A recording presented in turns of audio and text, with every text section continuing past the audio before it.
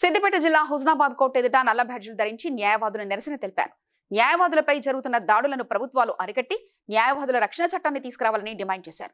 Metropolitan court న్యాయవాది అరుణ్ కుమార్ మరియు ఇతర న్యాయవాదులపై జరిగిన దాడిని ఖండిస్తున్నట్లు న్యాయవాదులు తెలిపారు. న్యాయవాది అరుణ్ కుమార్ గారు అదేవిధంగా మిగతా న్యాయాలయాలపై దాడి చేయడం జరిగింది.